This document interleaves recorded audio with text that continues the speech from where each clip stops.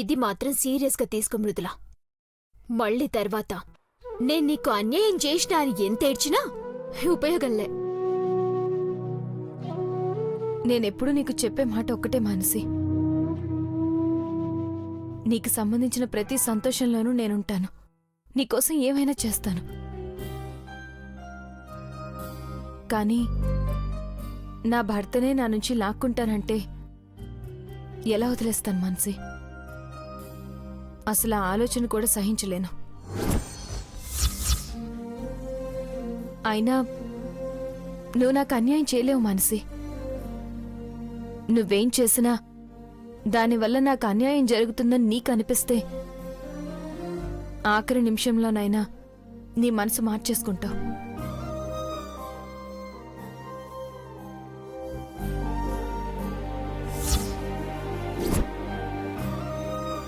అయినా నాకెప్పుడు నువ్వు అన్యాయం చేస్తావన్న భయం లేదు.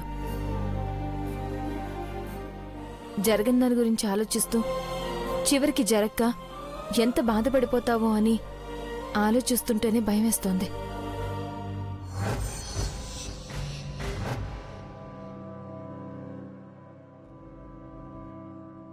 నువ్వంత భయపడక్కర్లేదు మృదులా. ఎందుకంటే నేననుకున్నదే అయితది.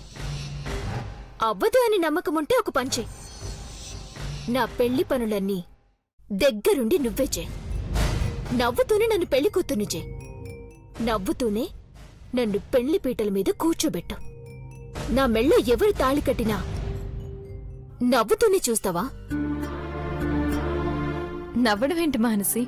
ప్రపంచంలో ఉన్న సంతోషమంతా ఆ క్షణంలో నా కళ్ళల్లోనే ఉంటుంది. నీ పెళ్లి పనులు నన్ను చేయనివ్వవేమో. నిన్ను పెళ్లి కూతుర్ని చేయాలన్న నా కల కలగానే మిగిలిపోతుందేమోనని ఎంత భయపడ్డానో తెలుసా? చాలా థ్యాంక్స్ మానసి.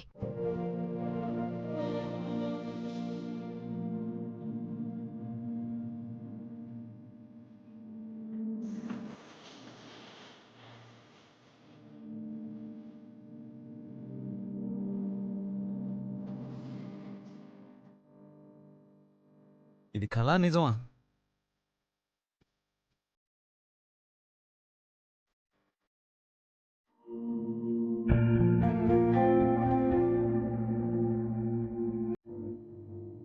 మిమ్మల్ని ఇలా చూసి ఎన్ని రోజులైందో తెలుసా? మృదుల మొహం ఆ సంతోషం చూడు. మీరు గొడవపడి మాట్లాడుకోవడం మానేశాక మళ్ళీ ఇప్పుడే తనలో ఇంత సంతోషం చూస్తున్నాను. అసలు ఇన్నాళ్ళు మేమిద్దరం ఎంత నరకం అనుభవించామో తెలుసా? మృదుల అన్యాయం చేసిందని నువ్వు కోపం పెంచుకోవడం, నువ్వెందుకు అర్థం చేసుకోవట్లేదని మృదుల బాధపడ్డాం. అసలు ఈ పరిస్థితి అంతటికీ కారణమైన నేను మనశ్శాంతిగా లేకపోవడం, ఎవరు సంతోషంగా లేని మనసే.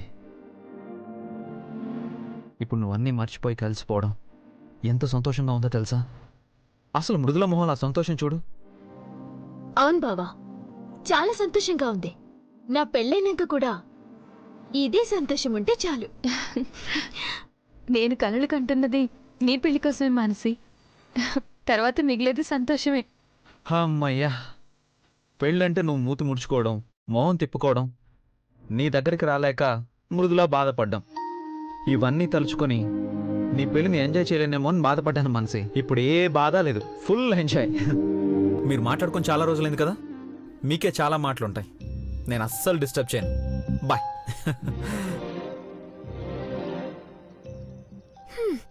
పాపం బావకి నేనే ఉద్దేశంతో అన్నను అర్థమైనట్టులే.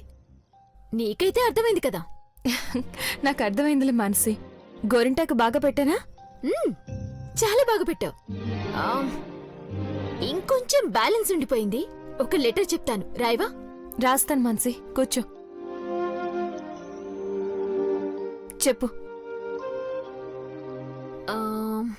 ఎం.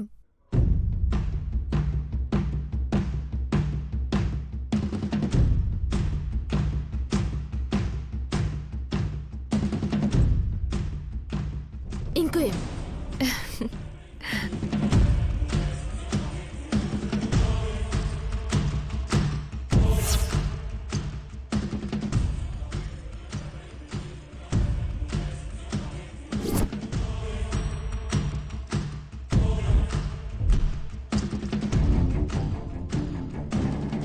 ఏదో ధ్యాసలో ఉండి ఏది రాయమంటే అది రాసేసినట్టున్నావు. ఎమ్మంటే మానసి, ఎమ్మంటే మధు.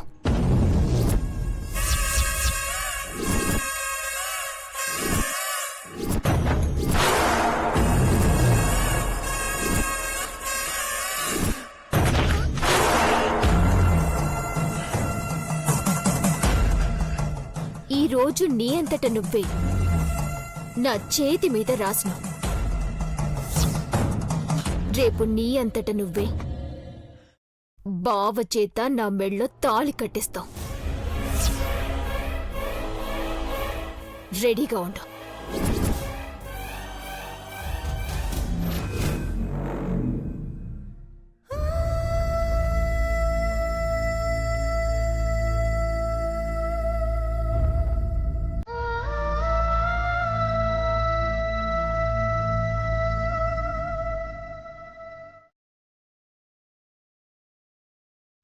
ఏంటి మేడం, అప్పుడే కబుర్లు అయిపోయా? మానస వెళ్ళిపోయింది. నీకు బాధకి కన్నీళ్ళు వస్తాయి, సంతోషానికి కన్నీళ్ళు వస్తాయి. కళ్ళలో నీళ్లు మాత్రం కామన్ కదా. పోన్లే, ఇప్పుడు నువ్వు హ్యాపీ కదా. ఇన్నాళ్ళు మానసి మాట్లాడట్లేదు, మానసి బాధపడిపోతుంది, మానసి పెళ్లి పనులు చేయలేను అని ఎంతో బాధపడ్డావు కదా. ఇప్పుడు హ్యాపీ కదా. మేడం కొంచెం నవ్వండి.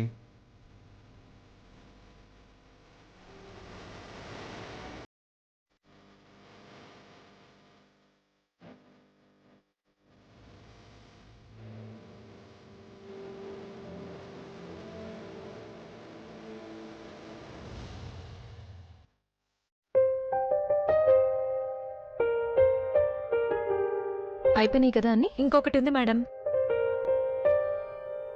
ఏంటిది? మీ కార్కి డ్రైవర్ని అపాయింట్ చేశారు మేడం. మీరు సంతకం పెడితే డ్యూటీలో జాయిన్ అయిపోతారు. సరే.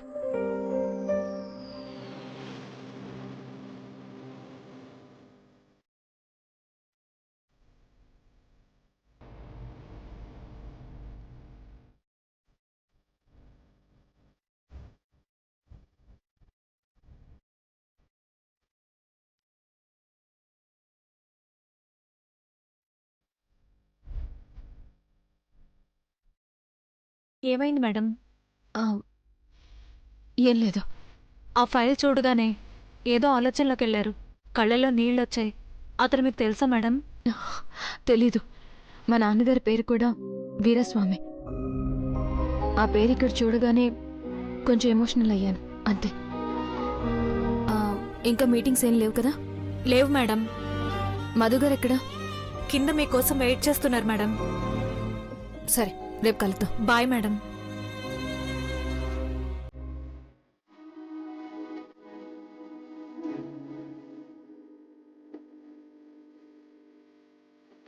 ఇక్కడెందుకు వెయిట్ చేయడం? వర్క్ అయిపోయిందని ముందే చెప్పొచ్చు కదా, వచ్చేసి ఉండేదాన్ని. ఎంతైనా సీఈఓ గారు మీటింగ్స్లో బిజీగా ఉంటారు, డిస్టర్బ్ చేయకూడదు కదా. ఇదొకటి దొరికింది మీకు. పదండి. పద.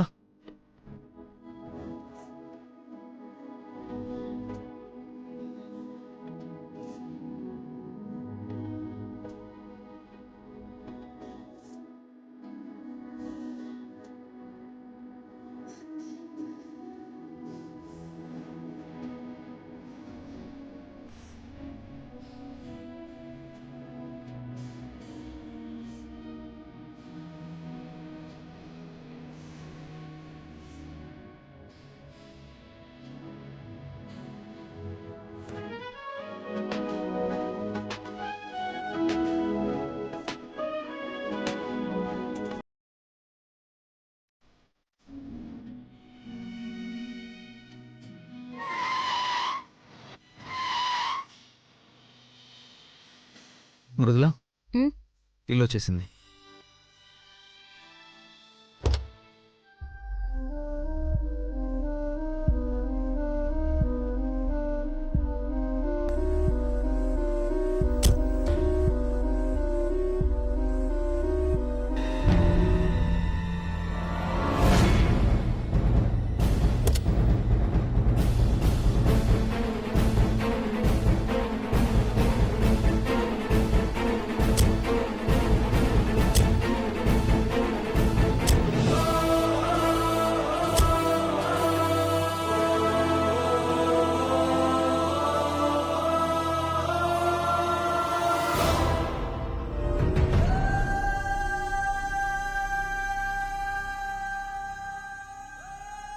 నాన్న మధు గారు, నాన్న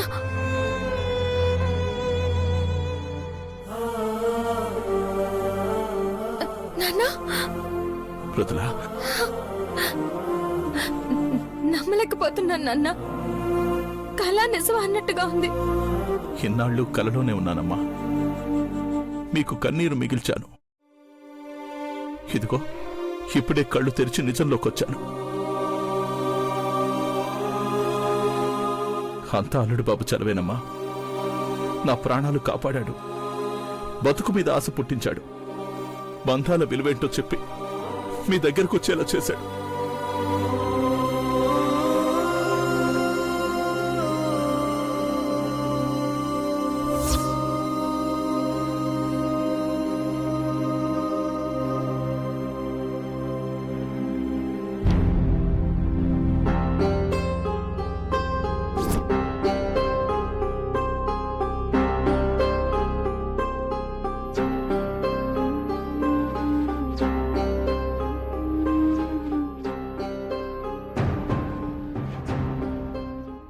ఏమైందమ్మా నాకు?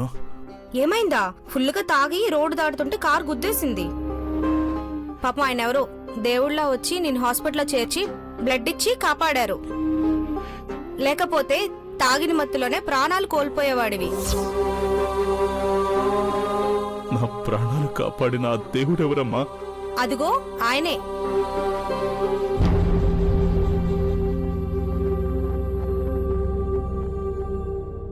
అల్లుడు బాబు, మా లేవద్దు.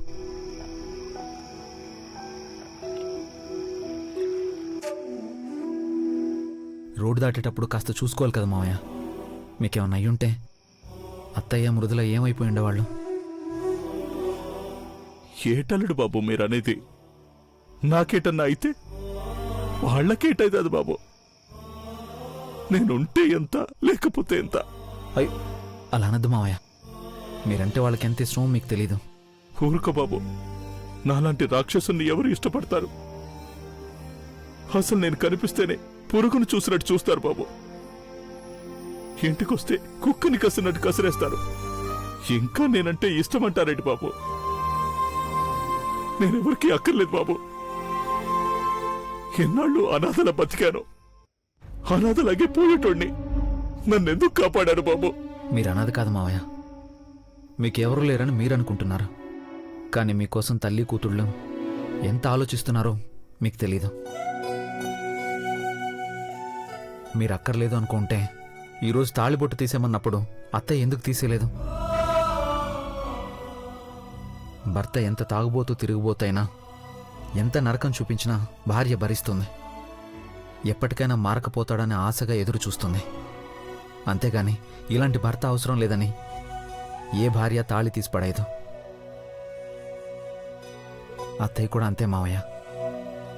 మీలో ఎప్పుడు మార్పు వస్తుందా, మీరు ఎప్పుడు వాళ్ళతో కలిసి సంతోషంగా ఉంటారా అని ఎదురు చూస్తూనే ఉంది. కానీ మీరేం చేస్తున్నారు? వాళ్ళేదో మీ శత్రువులు అయినట్టు, వాళ్ళ మీద కక్ష కట్టినట్టు వచ్చిన ప్రతిసారి గొడవ పెట్టుకుంటూనే ఉన్నారు. మీరొక్కసారైనా వచ్చి ప్రేమగా మాట్లాడుంటే అప్పుడు తెలుసుండేది మీరంటే వాళ్ళకి ఎంత ప్రేమ. పెంచిన తల్లిదండ్రుల్ని మృదుల ప్రాణంగా చూసుకుంటుంటే కన్న తండ్రి ఇంత ప్రేమ చూపించినా వదులుకుంటుందా? మీరొచ్చిన ప్రతిసారి గొడవ పడి మిమ్మల్ని పొమ్మంటుంటే మీరంటే ఇష్టం లేక పొమ్మంటున్నారని మీరనుకుంటున్నారు. కానీ మిమ్మల్ని అలా పంపిస్తున్నందుకు మేమెంత నరకం అనుభవిస్తున్నామో మీకు తెలీదు మావయ్య. మీతో కలిసి ఉండే అవకాశాన్ని మీరే ఇవ్వట్లేదు. అసలు ఒక ఆడది భర్తను వదిలేసి వేరొకరింట్లో ఉంటుందంటేనే ఎన్ని మాటలు, ఎన్ని అవమానాలు పడాల్సి ఉంటుందో తెలుసా? పాపం అత్తయ్య అసలు ఎవరికి చెప్పుకోలేక లోపలే కుమిలిపోతుంది మావయ్య. అర్థం చేసుకోండి మావయ్య. ఆ రోజు మీరన్న ఒకే ఒక మాటకి నాలో మార్పు వచ్చింది మావయ్య. మృదుల నాది అని తెలుసుకున్నా, తను నా గుండెల్లో పెట్టుకొని చూసుకుంటున్నా. నాలో అంత మార్పుకి కారణమైనా మీరెందుకు మారట్లేదు మావయ్య? మీరు మారితే బాగుంటుంది మావయ్య. అందరం సంతోషంగా ఉందాం మావయ్య. సావుని దగ్గర నుంచి చూసొచ్చాను. ఎప్పటికీ మారకపోతే నన్ను ఆ భగవంతుడు కూడా క్షమించాడు బాబు. కానీ ఏ భర్త తండ్రి చెయ్యనని పాపాలు చేశాను. నన్ను క్షమిస్తారా బాబు? ఆడతో ఉండనిస్తారా?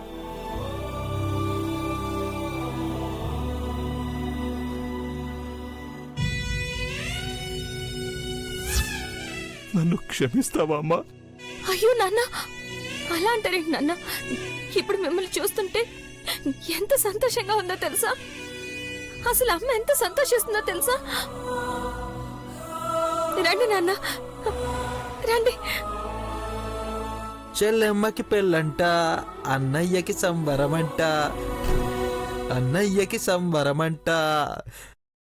ఏంటో ఈరోజు బావగారు చాలా హుషారుగా ఉన్నారు. అన్నీ అనుకున్నట్టు జరిగితే హుషారెందుకుండదు? ఇటు మానసి పెళ్ళైపోతుంది, అటు మృదులా బావ ఇప్పుడే ఒక గ్రేట్ న్యూస్ చెప్పారు. గ్రేట్ న్యూసా? ఏంటి బావా? హబ్బా, ఆ క్యూరియాసిటీ చూడు. ప్రపంచంలో ఏమైపోతుందో ముందే నీకు తెలిసిపోవాలి. అందులోనూ మృదుల బావల విషయాలైతే ఇంకా ముందే తెలిసిపోవాలి. అసలు ఎందుకే నీకు ఇంత క్యూరియాసిటీ? ఎందుకే నీకు ఇవన్నీ? బా, ముందు విషయం ఏంటో చెప్పు బావా. చెప్పన్నా. చెప్పడం ఎందుకు, లైవ్ లోనే చూడండి.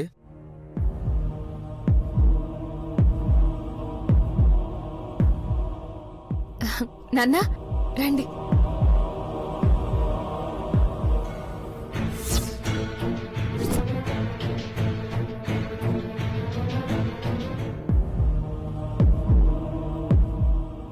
ఈ తాగుబోతోడు ఈ గెటప్ వేశాడేంటి? అమ్మా, అమ్మా, తొందరగా రా అమ్మా.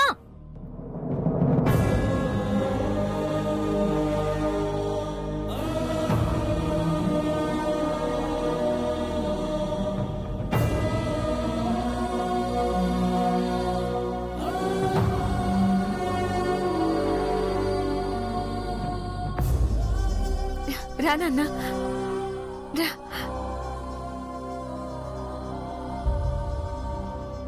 అమ్మా, నాన్న వచ్చారమ్మా. మొదటిసారి మన కోసం వచ్చారు. మన ప్రేమ కోసం మారొచ్చారమ్మా.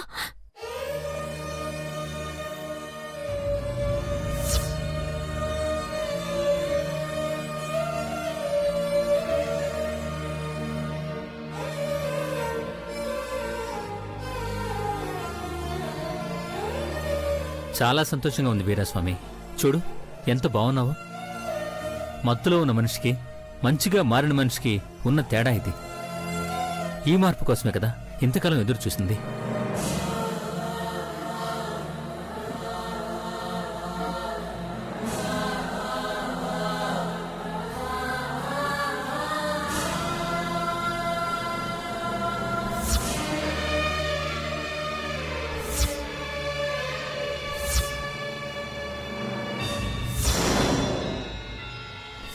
సిగ్గులేదురా మీకు? మీ బతుకులు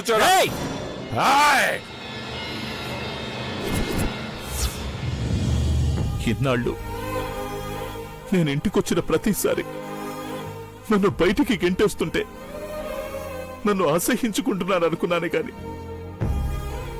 నాలో ఉన్న ఈ బుద్ధిని అసహించుకుంటున్నారని నాకెప్పుడు తెలిసింది.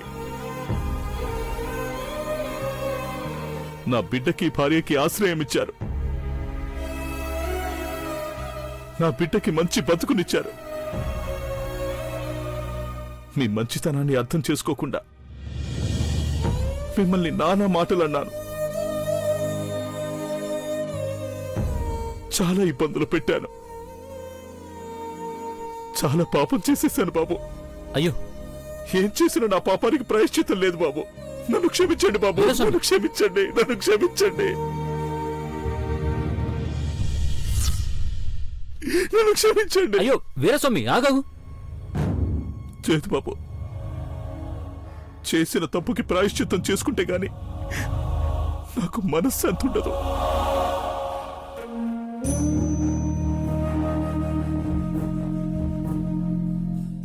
నా బిడ్డని తల్లిలా చూసుకున్న దేవతమ్మా మీరు.